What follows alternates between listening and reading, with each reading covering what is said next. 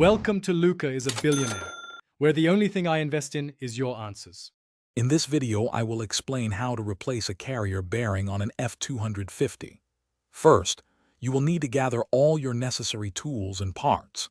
This includes a new carrier bearing, a set of wrenches, sockets, and a reliable torque wrench.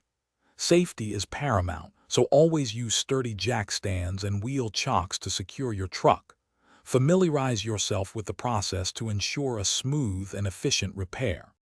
Before starting, safely lift your F250 using a floor jack and secure it firmly with two robust jack stands.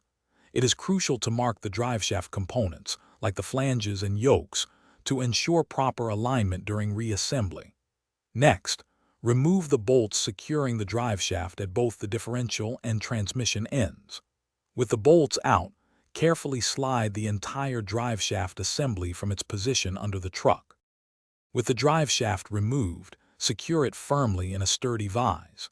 This provides a stable platform for the next steps. Locate and remove the retaining nuts and bolts that hold the old carrier bearing in place. You will then need to use a specialized bearing puller or a hydraulic press to carefully remove the old bearing from the driveshaft. After removal, thoroughly clean the driveshaft surface to prepare it for the new component. Now, carefully press the new carrier bearing onto the driveshaft using a suitable press. Ensure it is seated completely and securely in its proper position.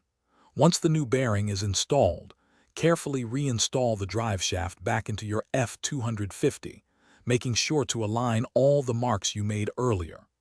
Finally, torque all the driveshaft bolts to the manufacturer's exact specifications, typically around 80 to 100 foot-pounds, for a safe and secure installation. Thanks for watching and please subscribe. It's the best investment you'll ever make.